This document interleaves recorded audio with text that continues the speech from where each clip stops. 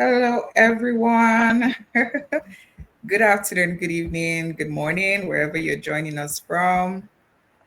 We definitely are going to have a wonderful time today, and we're kicking off shortly. It's 2:30 p.m. GMT plus one. We'll just give a few seconds for others to join. But yes, today's conversation is something that is very critical as it affects every one person. I mean, as long as you are the citizen of a country, any country at all, whether in Africa, whether outside Africa, it definitely concerns you. And, we're focusing today on the importance of citizen centric communication in public sector administration, policy implementation, and governance and politics, of course. And these are all very critical areas that affect a country. And I'm really glad to be moderating this session.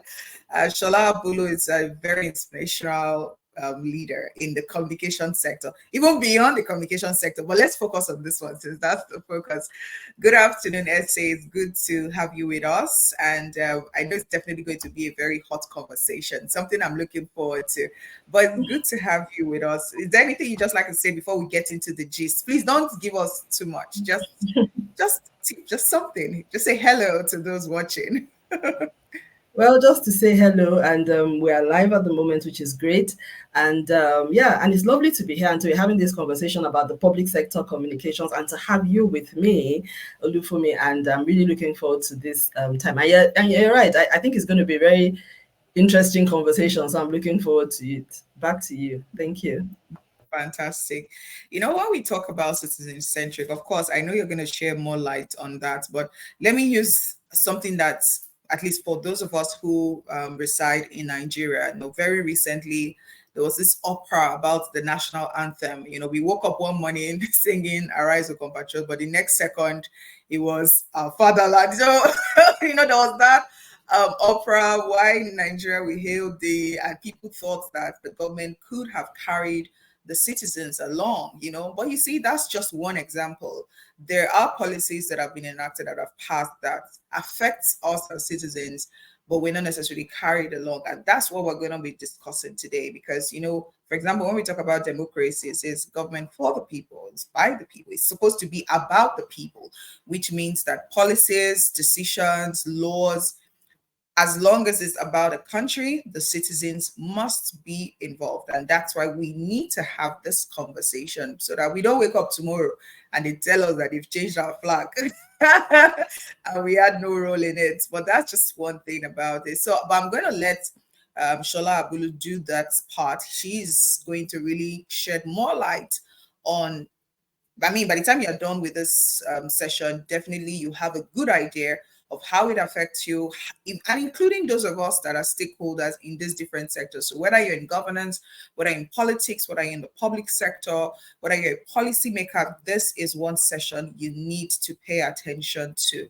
And without further ado, we're going to jump right into the conversation. And I'm going to throw this at Shola to just let us know. I just used the word citizen-centric. Someone is wondering, this may even be the first time somebody's hearing that. What does it mean for something to be citizen-centric, at least in a layman's English? Yeah, so thanks, Olufunmi. Something is citizen-centric when it is centered around the citizen. You know what I mean? And what I like about the language of this, using this kind of words, is that the meaning, the words convey the meaning. So centric means centered around the citizen, and the citizen is people that belong to a country, people who actually belong to have the nationality of a country, and they're the citizens of the country. So anything that is centered around citizens, where citizens are at the core or at the heart of it, is what is described as citizen-centric in a nutshell. Mm. Right, fantastic. Now, our conversation today focuses more on the aspect of communication. And, we're talking about the importance of citizen-centric communication. And if we look at that in its entirety, what exactly does citizen-centric communications mean? And I'm saying that to say in the very zeroing in on communication.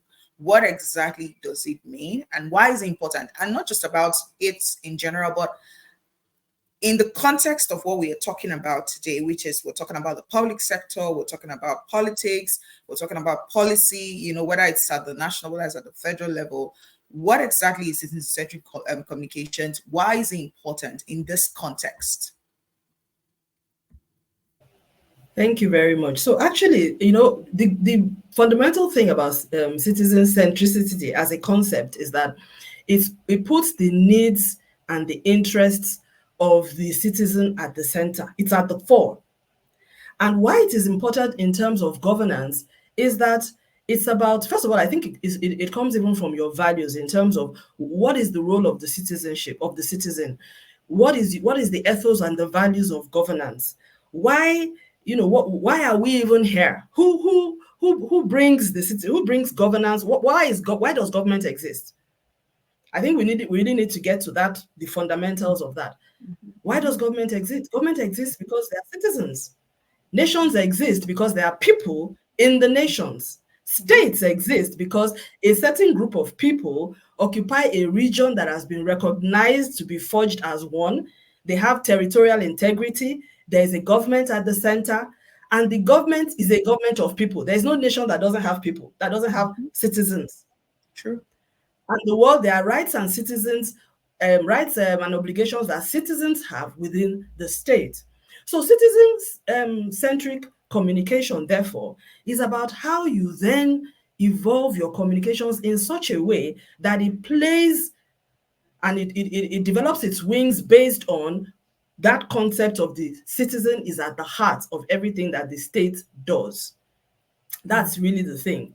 And for me, it's a bit funny when I think about this, that it is actually something that is not even, do you understand? I mean, it's like you would think that this would be the normal progression, but apparently it's not so, because and we'll talk a little bit more about this. I don't want to, preempt that conversation. But what my personal reflection is that it's almost like even in democratic states, or in particularly in our parts of the world, there is still not that understanding that in democracy, in democratic institutions particularly, it is actually a government of the citizens, by the citizens, and for the citizens. So the fact that we're talking about citizen centricity or citizen-centric communication as a relatively new concept is actually an aberration, because the concept of democracy actually means that your governance should be focused on the citizen. Therefore, your communications, which is a subset or the expression of your governance, should also be centered around the citizen. Fantastic. There's something you said. You said, there's no government without a people. And I think that really sums up everything you said so far, because nobody can say they are leaders without the people they are leading. There must be leaders and followers. And that essentially means that in governance, in whether public sector, the civil service, whatever it is, every arm of government should work together and work together to come up with things in such a way that it affects, like it concerns, not just like it concerns the citizens, but that they are carried along in it. So what I wanted to ask, if we look at it across Africa, do you think that citizen-centric communication is being practiced? When we look at all the policy making and all that, would you say that that's what we're practicing?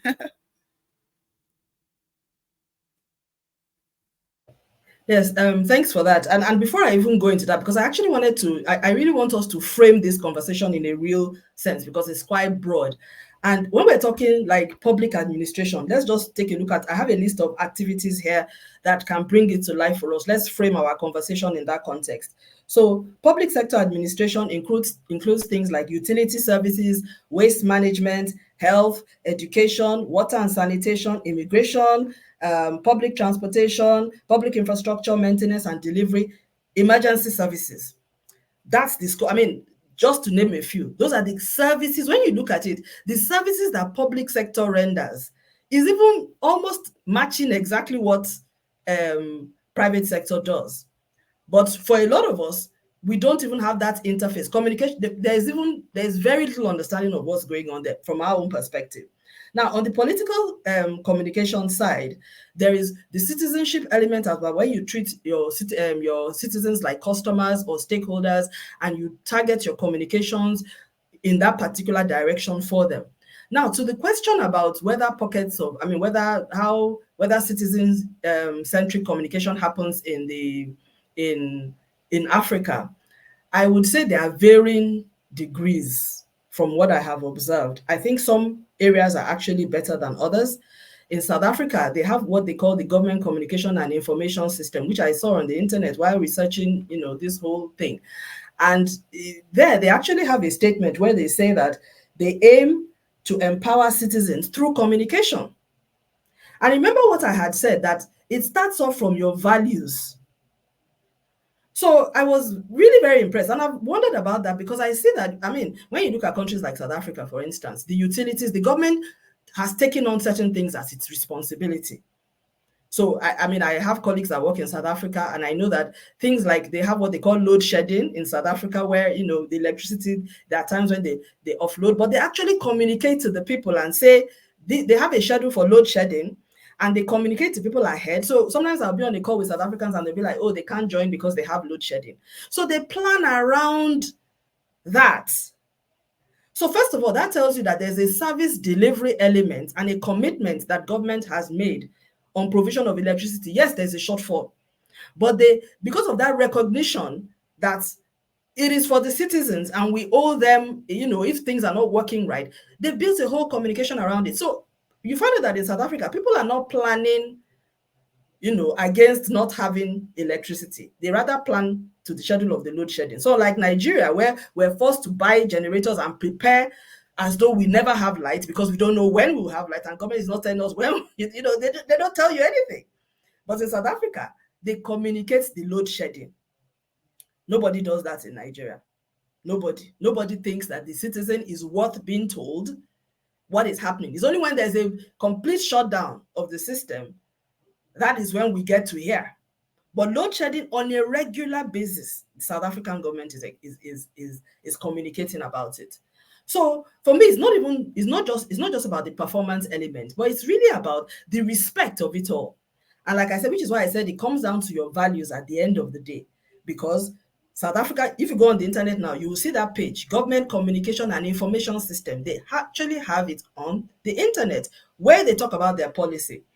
And so for me, I would say I can't say that in the whole of the continent there is no one doing that. We can see varying degrees and levels. Even within Nigeria, I can say that I see varying levels of citizen-centric communication, even in Nigeria. For instance, I would say even within the government sector, I would say like public agencies, an agency like NNPC, I think they are more, I see them demonstrate, at least NNPC Limited now, since they became limited now, I noticed that they are more citizen-centric in their communication, particularly around fuel supply availability. This is within Nigeria and all of that. They are more citizen-centric.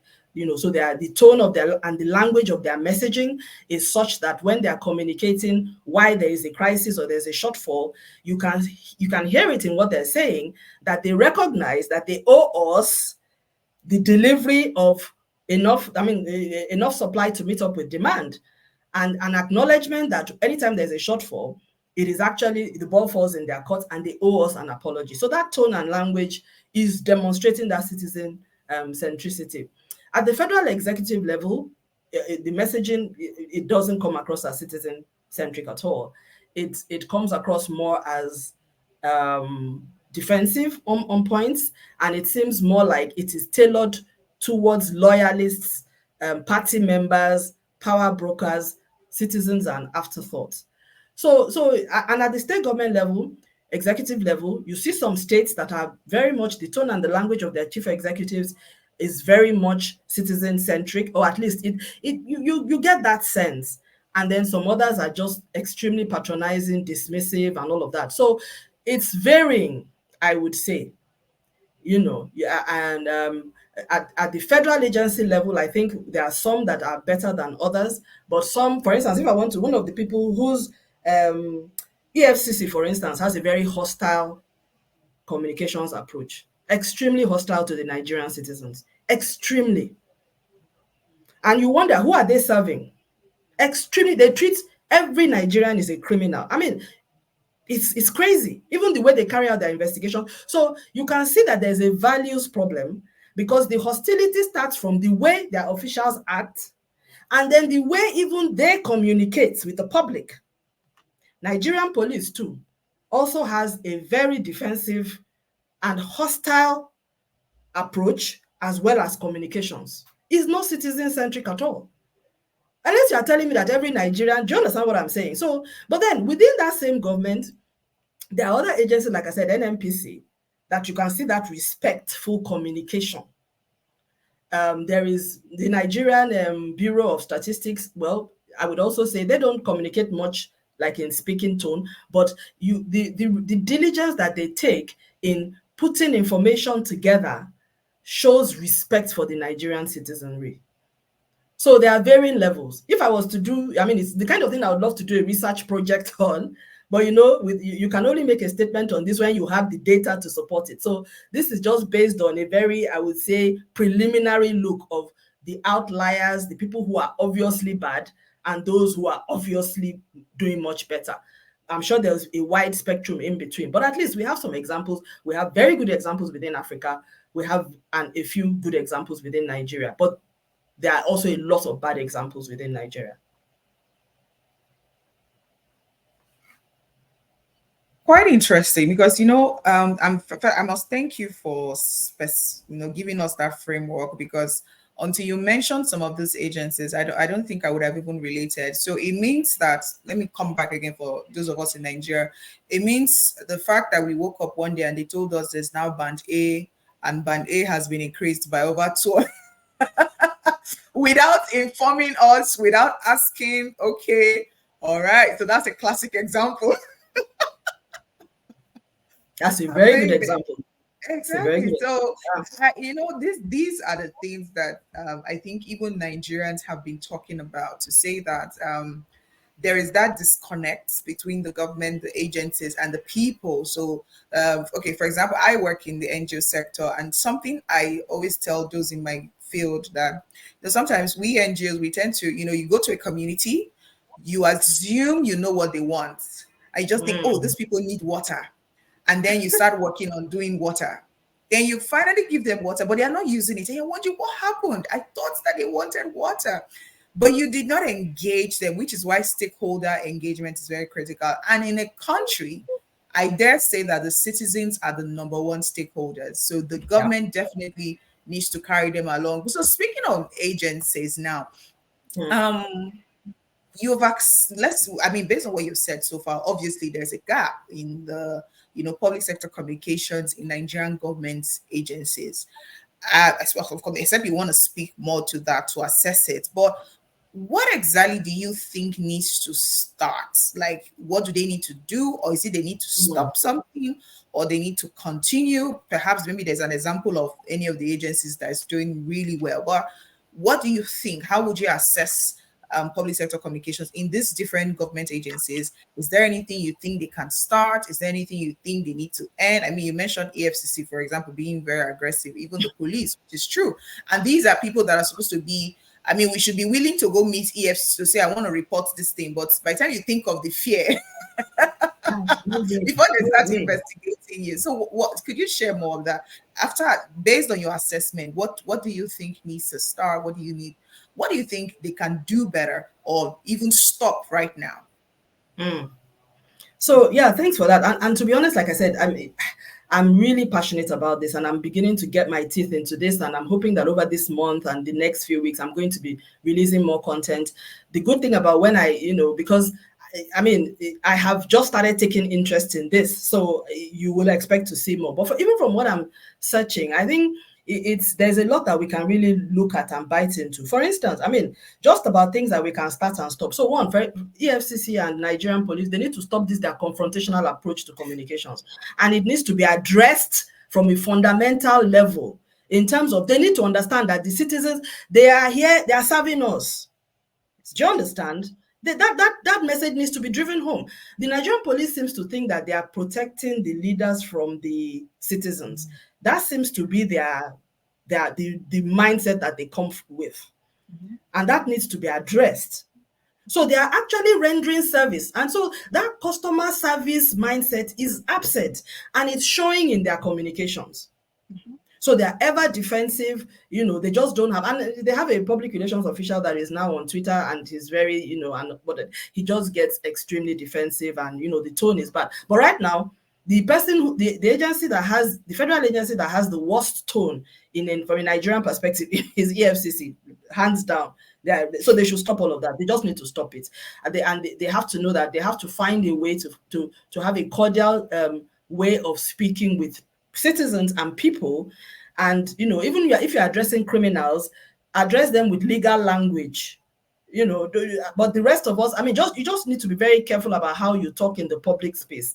The rules of engagement, rules of communication, respect for citizens, and all of that. There's just a whole transformation process that needs to happen in that space. It's not helpful, and it doesn't even speak well of them as an organization. I don't even want to talk about reputation and all of that, but there's just a lot of mess in that space that is going on. Yeah, I can see some comments coming in. So thank you. Just keep the comments in if you're joining us and everything. Thanks for joining, and we'll get to it in a moment.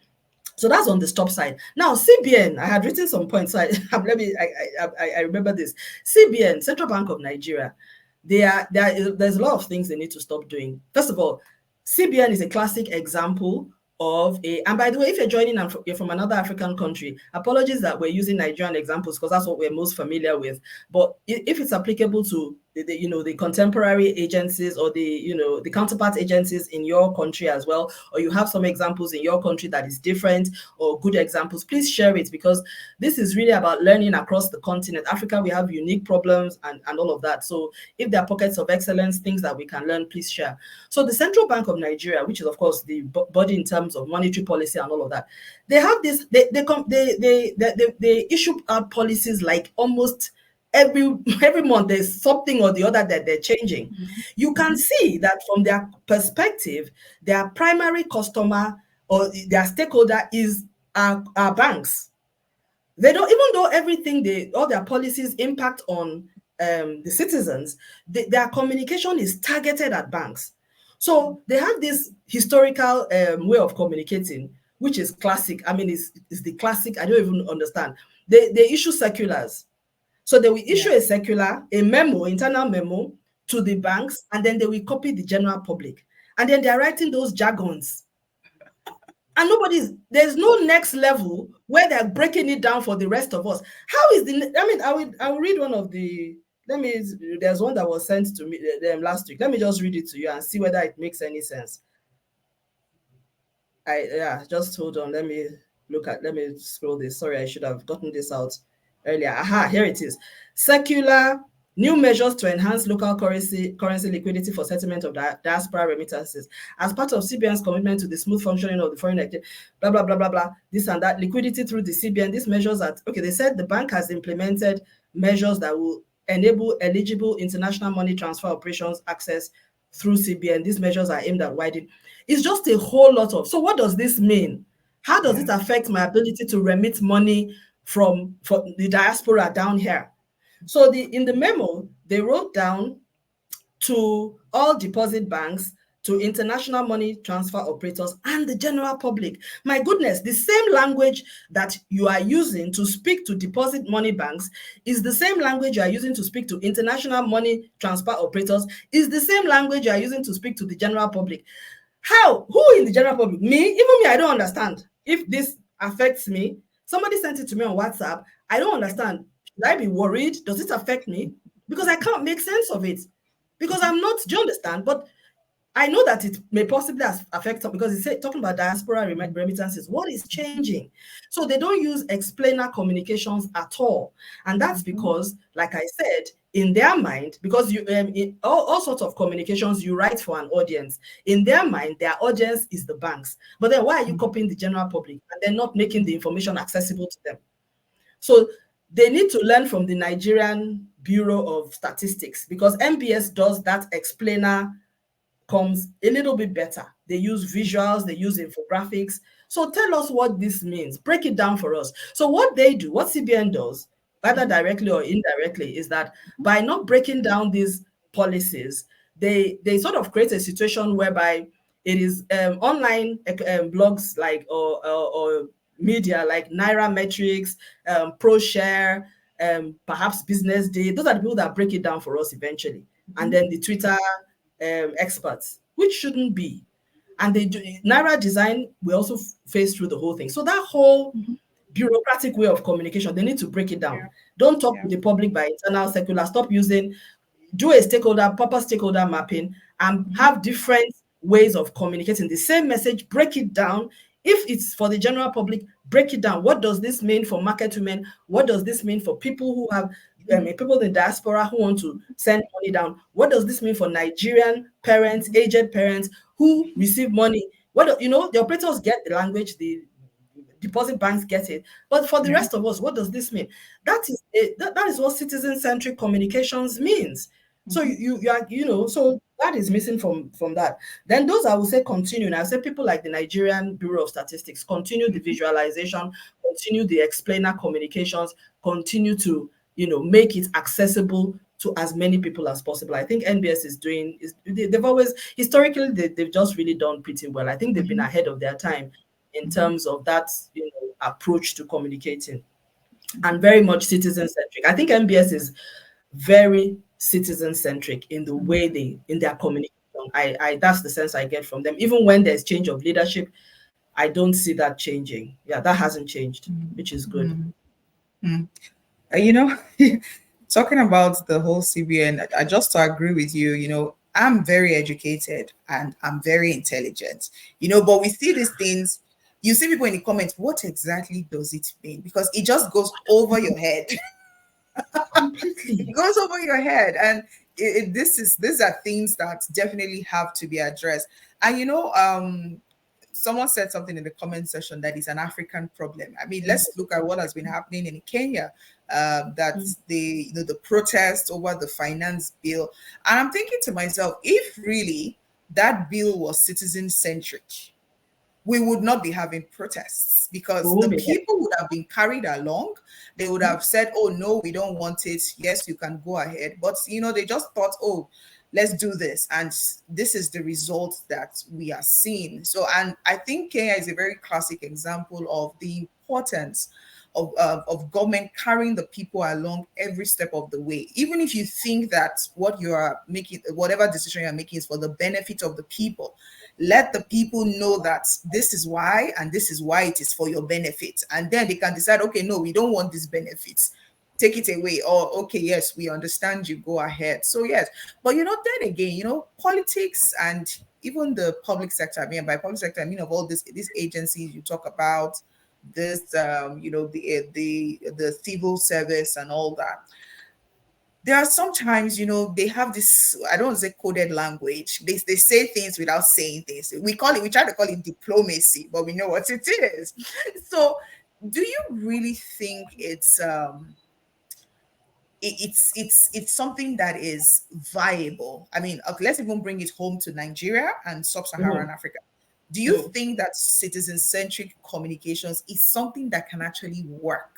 Is it viable for our politicians or whatever office, whatever agency? Is this something remembering that there are powers at play, including international powers? Do you think this is something that's a viable option? Oh, by the way, Christine just shared a comment. Sorry, I had to say this because Christine is from Kenya. Oh, wow. She said she had influencers interpreting the finance bill in their mother tongue. By the way, Kenyans, oh my goodness, I'm doffing my hat off to you. You guys have a lot to teach us about citizenship, advocacy, and all that.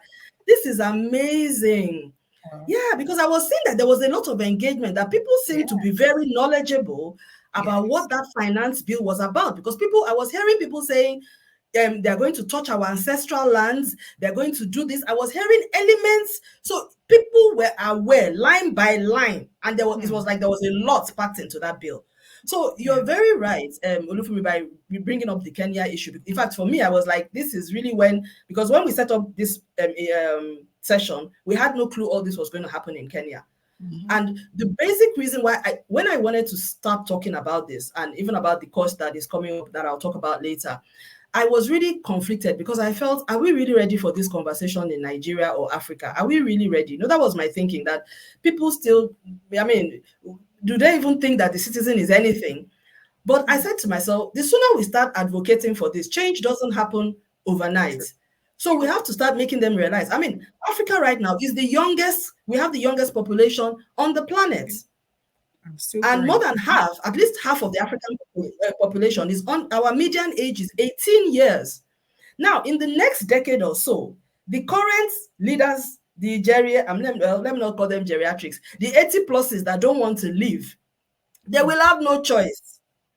By the time the millennials move into their 50s and some of the Gen Z move into their 30s, the tolerance for bad governance and anything that is not citizen-centric to a reasonable degree will be much lower. And that's what we're seeing in Kenya. So Kenya's population is 50 million. Nigeria, 200 million and counting. So anybody that has any sense of history and patterns, the short answer to your question is, I do not think the current way in which we are running our our public administration is not sustainable. It has to become citizen-centric. It has to become increasingly more citizen-centric. Both the political communication, the policy implementation, which is this Kenya case is a classic case of something that could have gone differently. Because to be honest, there were just a few contentious parts in the bill, which really, if they had been subjected to, like there was compromise, perhaps this would not have blown up the way it did. But then the government, now this is what the government did and the Kenyans in the chats, in the comments, please correct me if I'm wrong. My sense is that they were the leadership, the president and the executive was more focused on the members of parliament. They thought that once they got those people on board, there was no need to engage the citizens. So all the MPs came across and they were all in favor. Unfortunately, the citizens were robustly against it and they made their feelings known. If it was a citizen-centric communication strategy or policy-making environment, there would have been a robust engagement with the citizens as well. They would have been part of the stakeholder mapping, which is what citizen-centric communication is all about. It's about recognizing the diversity of your population, putting the needs and the interests, the expectations. Sometimes you may not be able to meet the expectation, but at least engage. Let's talk about it. Let's have a conversation. So I think that's that. So my sense is that it's not sustainable to be anything but a bit more citizen-centric now and going forward.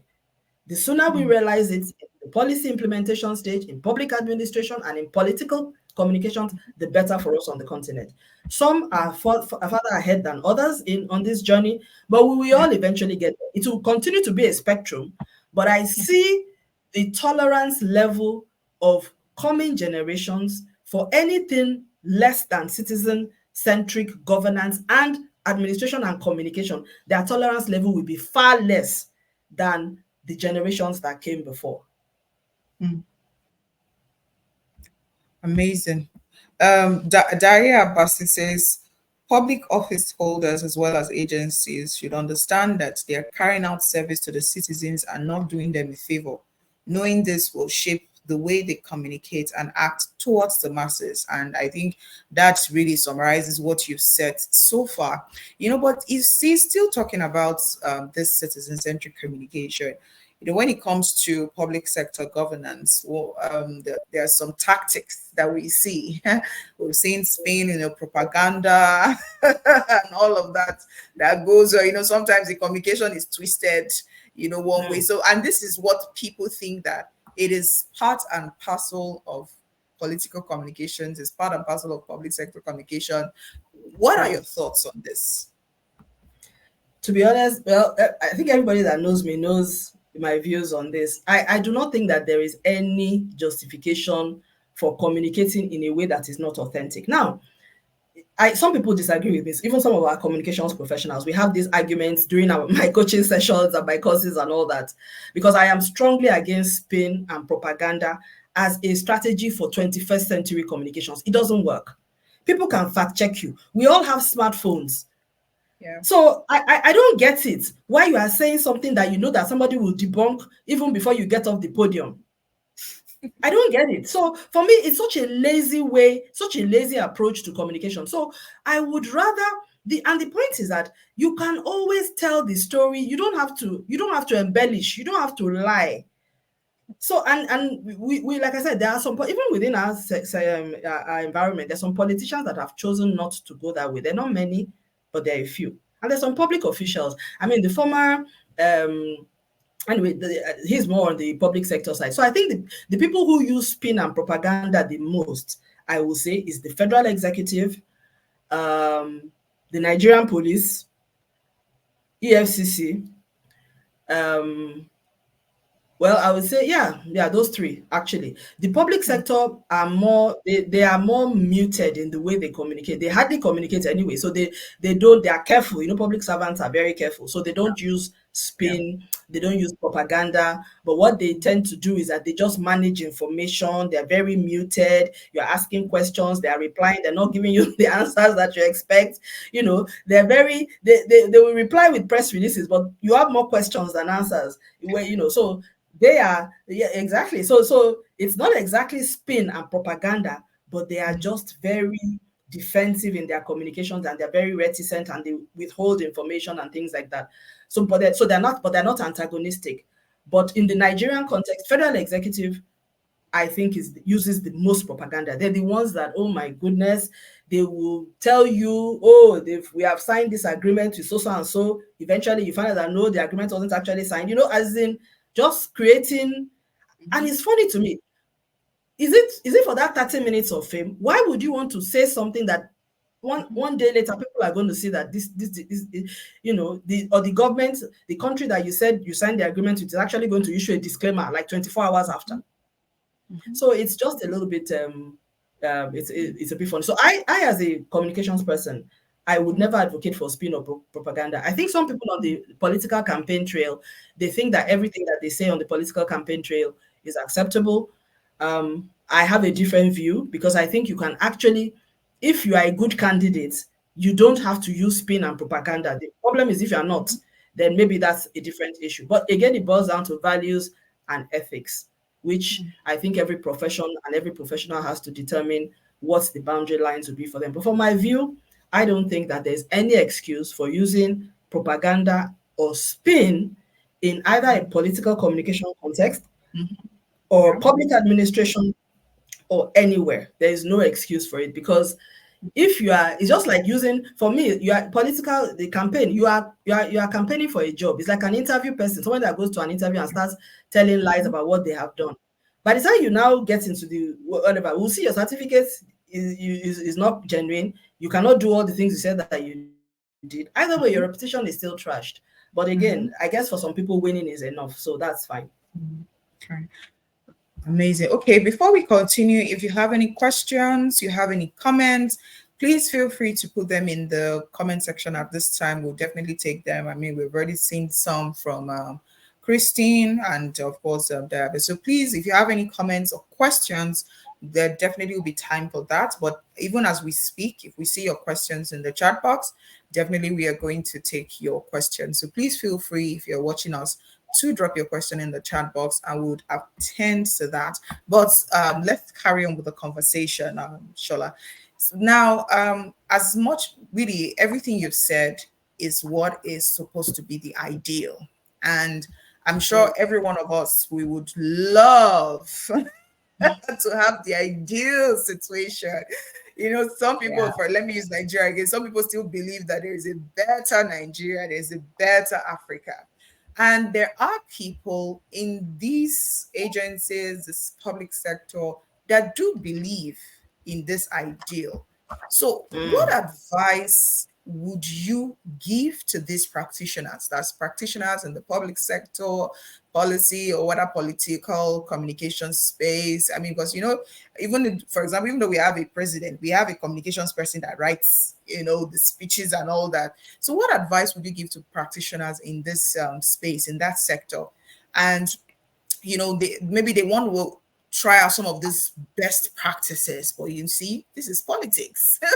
And sometimes there's a whole lot at stake, which they are not ready to risk.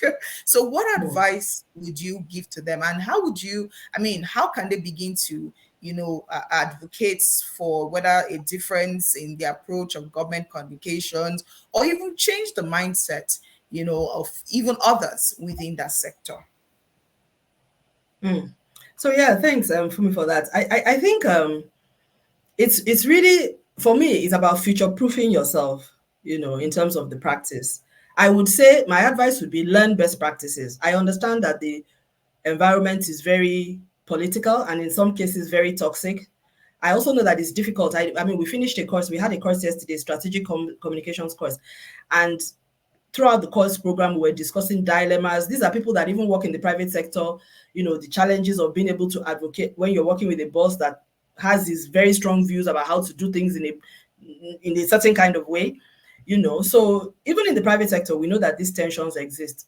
In the political public sector context, particularly in our background, where you can be dealing with leaders who can be very autocratic and and they can really take the law into their own hands. If things can go, the personal risk is very high if you do not do what you are told.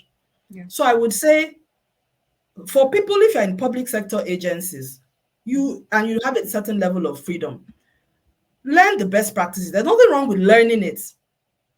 Learn it for so that when the time comes and it becomes imperative to use those skills, at least you have it. Find out what is happening in other African countries, how they manage their communications. Find out, look at, even within here, like I said, I don't even see that cross-sector learning, because even within the same country, you can see public officials doing things differently. Why aren't you doing that benchmarking? In the private sector, when I worked in the energy sector, we used to benchmark against ourselves. We would, as when I was in charge of communications for international oil company, I used to actually look at what my contemporaries were doing in that space, and my bosses expected me to do so. It wasn't enough that, okay, I am doing this and we're doing well. It was about, what else are other people in the sector doing? So personally, as a citizen, I don't see that cross-sector learning happening. It seems everybody has their own communications approach that is determined by the personality, the whims, and the caprices of whoever is in charge at the time. There is no institutional approach to communications. This should not be so. So public servants, particularly the people who are supposed to be in charge of communications, there's a lot of change management that they have to do. And there are certain things they can do on the learning and best practices area, even if they are not able to implement it. But if you don't even have the skill, then you have already shut the opportunity down. Are you future-proofed? You want to be communicating? It's like CBN still using internal memo to communicate to the public in 2024. There's some things that it shouldn't be. It's such an aberration. Yeah. So, and clearly this is from those days, because I know when that memo culture started. It's from the 1990s. And it is still, yes, I know, because I was in the workplace in those years. Yeah. And they used to be typewritten. So I understand. So yes, it can still work. And I guess it's also a legal document, so that's fine. It works for the banks, it works for the operators, but please don't use that to communicate to us. Let there be a next level breakdown. That is not happening at the moment. I wonder though, whether is there some legal thing, or is it just their bureaucratic mindset? If there's any banker in the, maybe bankers, people who work in the financial sector can explain why it is so, but it just beggars belief. I think I will interrogate a bit more into that. So my advice to them would be, at least learn the best practices that are available and skill upskill. Don't get used to the dysfunctionality that has become the pattern, because if there is a change and there's a paradigm shift, you will not be able to meet up, and you will then find out that same agency you are in will have to recruit externally to do the job that you are unable to do. Very true. Because you do not have the skills to operate at the level of communication that the new reality requires. Yeah. What you just said, and I think it's very critical because someone might just say, we know best practices. But sometimes, you enter some offices and the mindset is, this is how we've always done it. This is how we've been doing it. And you let them know, yes, that you've been doing it this way doesn't mean that this is the best way. there is a better way, So yes, very critical. And even if maybe you even do know maybe best practices, you have the skill and you're just still concerned about politics, I think another aspect that will come in will be courage, the courage to stand, because change doesn't come easy. I mean, in Kenya, with what is happening, people have had to sacrifice their lives, just to get the bill to be overturned. Again, if you have any comments and questions, please feel free to drop them in the comment section. But Madam Shola, you mentioned something. I didn't want you to sleep by. You said something about the course that you had, but I'm aware that you have an upcoming course that is about public sector policy and political communications. Do you want to tell us a bit more about that? Who exactly is recommended to attend? Who should attend the course? Could you just share more about that, of course, and what we should expect for those who might be interested in the course? Yeah, so thanks, Olufunmi. So really, in that course, where it's going to be focused on public sector communications, policy and political communications. Like I said, we have about 5 courses at SA and A, and the other 4 courses are very much focused on corporate comms, business comms, brand strategy and marketing, that kind of thing. And we just felt, even though everything that we do is really in the realm of strategic communications, that we found out that the political and the public sector space, which I have had the opportunity to do a little bit of work in, is very different. It's quite different, even though the principles are the same. We do not see the kind of transformation that the private sector has been ongoing in terms of communications. We're not seeing it grow at the same pace in the public sector. Now, let me nuance that a bit, because in some sense, they have adopted the social media strategy, the Twitter strategy, so they are responsive in terms of using their Twitter handles, addressing issues, all of that. But so in terms of using social media, yes, we've seen the change. But in terms of putting the citizen at the center of the messaging, we are not seeing it in that regard. So which is why a lot of the messaging is not landing as much as possible. So the course is really going to be focused on those sort of things. How in the public sector, what are the best practices, the concepts and the principles? We're going to be using a lot of insights that we have gotten from different parts of the world, and particularly within Africa. We will look into the South Africa example as well, and some from the UK. There's some countries that have done a lot on public sector communications, and they've actually put it online. So some of those best practices we'll look at. We'll also look at the best practice from within the continent and within Nigeria itself, hoping that people that join, either working in a public sector agency, working in state government, working federal government, legislative, whatever, but you are in charge of communications, you will be able to see something that can help you in terms of how you operate. And you would, of course, get the best practices in terms of what communication should be like in the 21st century, how to manage issues, crises, how to respond, everything that you would get normally in a typical 21st century global practice, high profile, high impact communications course, but now very much tailored to the context of the public sector, to policy making. So each module, we have about 3 modules. One module will be focused on public sector communications. Another module will be focused on policy communication. So that's the CBN type of example, the Nigerian Bureau of Statistics, the cholera, no, not the cholera, the electricity tariffs kind of examples. We'll review all those ones and see how did they communicate, what could they have done differently. And will be the political communications, when we're actually talking about campaigns, and if you're running, and political communication, sensitive issues, that kind of thing. And it is quite different. So I'm looking forward to it. So you can see the details for registration online. It's coming up on the 18th of July. It's a full day online session. You can join from anywhere in the world.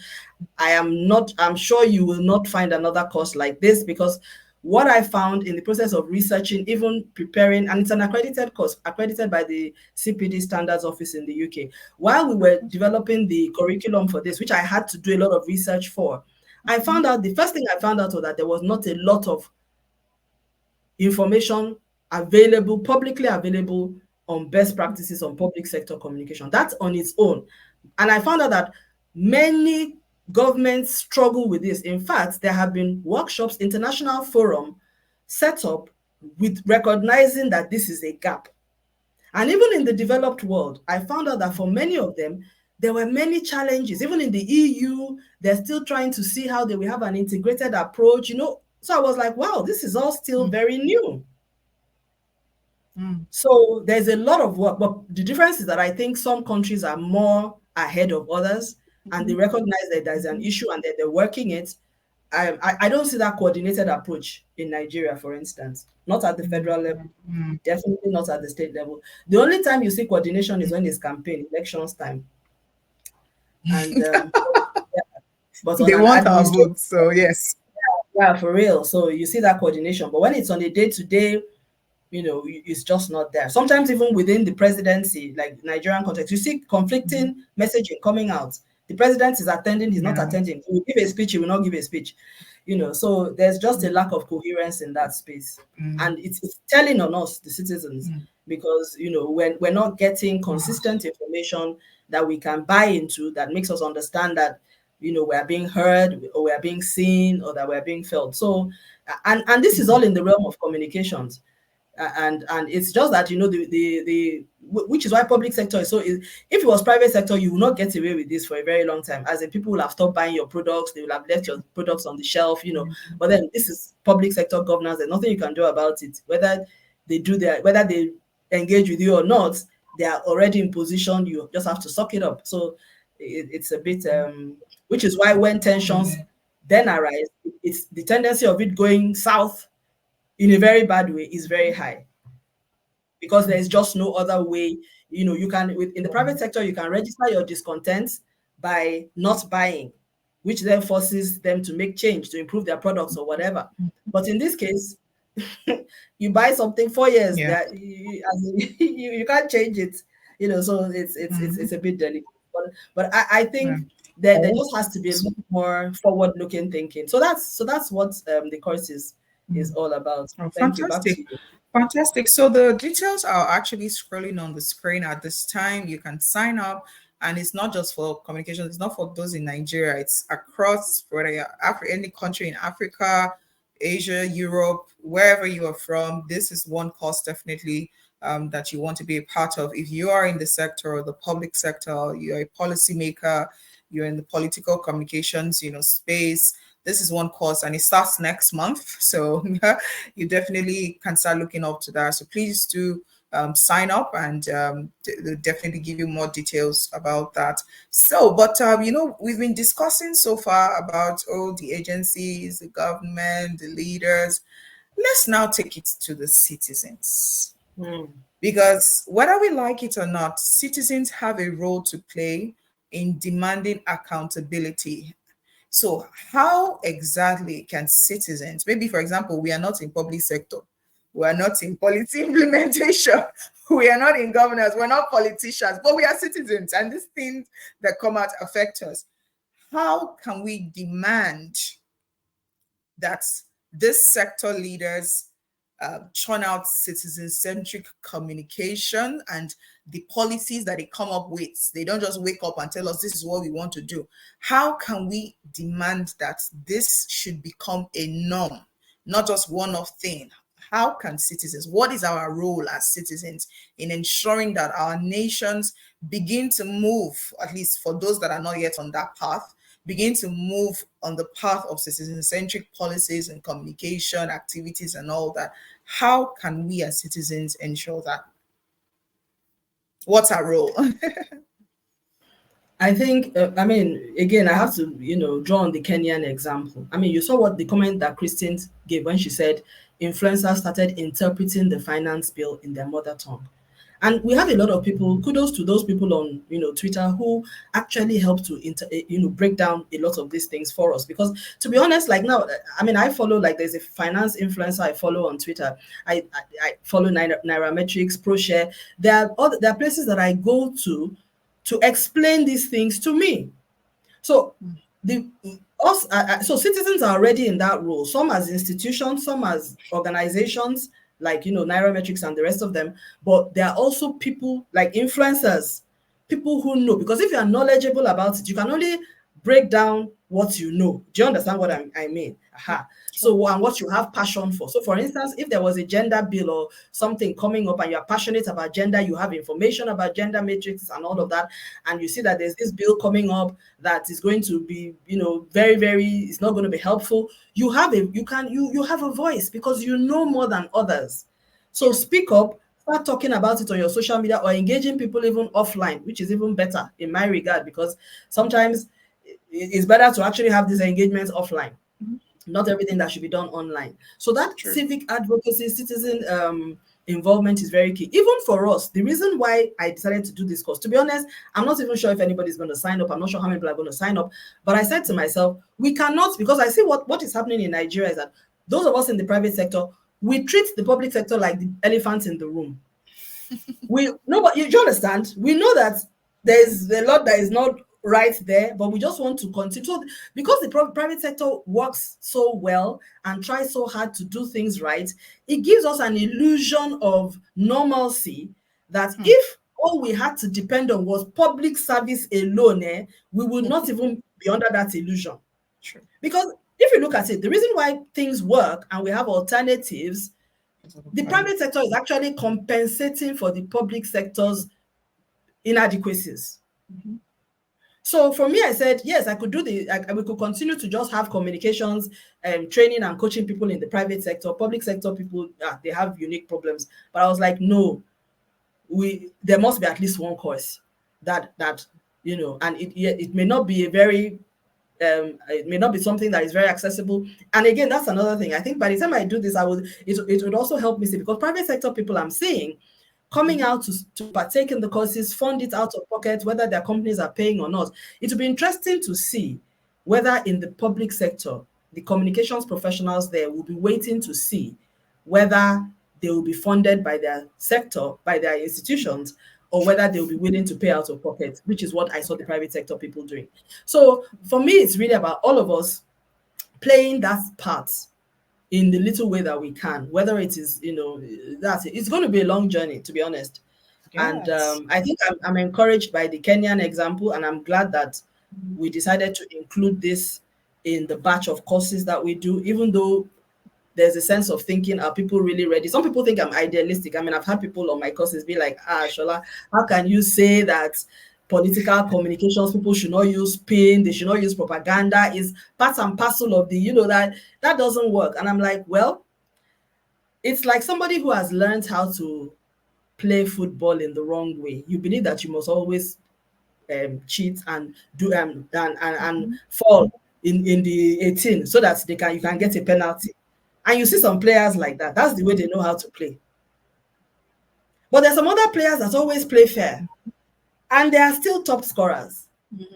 But so the fact that you learned how to play that game in a certain, let me not say fraudulent, in a funny way, does not mean that that's the only way to play the game. And I said to them, me personally, I have done work pro bono for public office holders, and they were better for it. Some of them still riding the tide of the reputation, and we did everything ethically.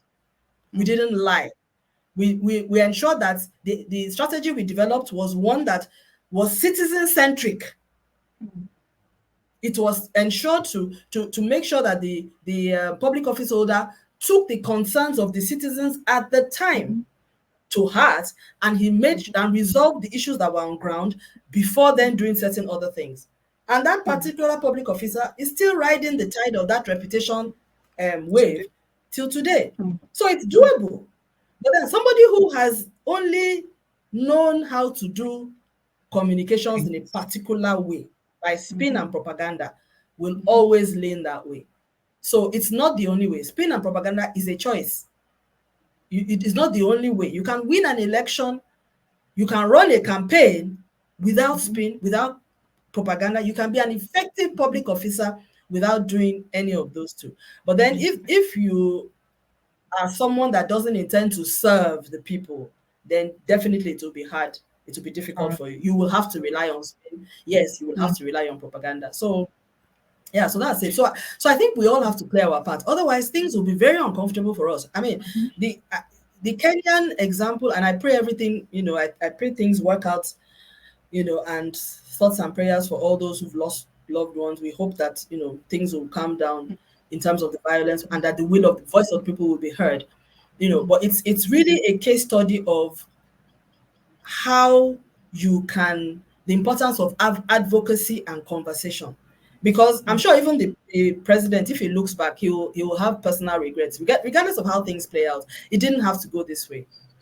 That's just it. So what I would say to any leader is that, because at the end of the day, no matter what, there's a way you are now perceived when Absolutely. certain things go a particular way, and it's not you will understand the impact that it has had to further that. But when all this is over, whatever history has to say about you, the effects of it will not be today. So yeah, exactly. So for me, it doesn't have to be this way. It's really the message. All right. Thank you so much, Shola. Indeed, we do everyone, we have a part to play. And you said something, the journey is long. That's the truth. Yes, it is long and it will be hard. But the truth about it is, doing wrong for 500 days would not make it right. It is still wrong.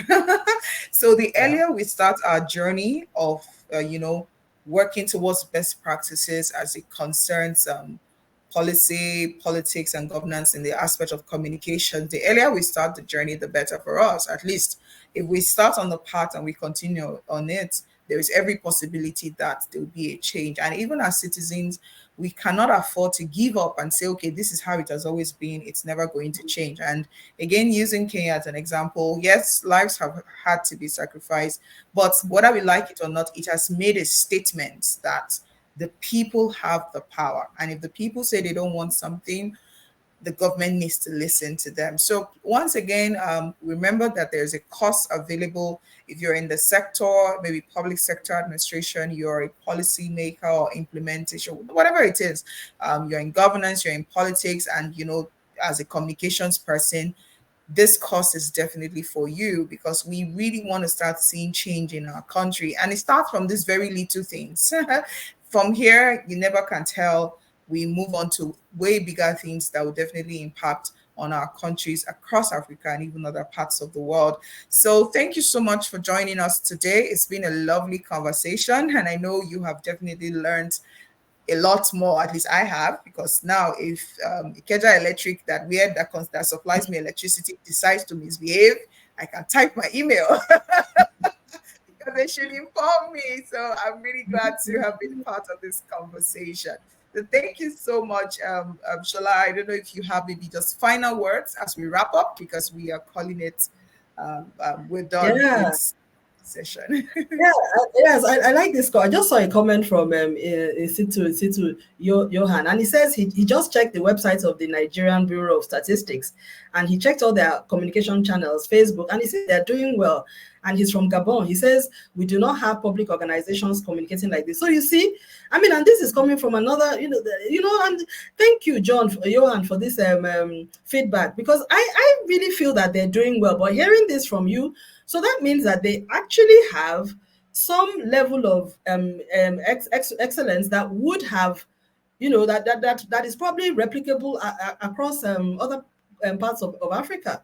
And thank you. Yeah. This is really comforting. I really appreciate this comment. In fact, I think I need to screen grab this this comment, because it's really, because that's really good feedback. Because, and like I was saying to you earlier, that I would really love to do research in this area, and maybe I will spend some time doing some research, because really, I believe within this continent there are people who are doing good communications work, and it's about how do we recognize it and learn from it. Communication, citizens centric. NBS is actually, they I mean, they really try. And for me, I can see that they have the heart to want to communicate to the Nigerian people. The values element there, and it's that it starts from the values. Once the values are not there, once the respect for the citizen is not there, then you throw us internal memo and circular, please. That's it. So long as if you should it, you don't really care. So, but anyway, so on that note, thank you everyone for joining, and it's been a really good conversation, and we look forward to your comments in the even after this event, if we've missed any comments, we'll catch up with it later on. And thank you. And yes, please try to, those of you that are interested in joining our course on July 18th, we look forward to seeing you. And thank you, Olufunmi, for this lovely conversation. It's really nice Thank you for having you. having me. Thank you for having me. Thanks All a lot. right. All right. So, Bye, everyone. bye-bye, everybody. See you on our next LinkedIn Live. Take care and stay safe.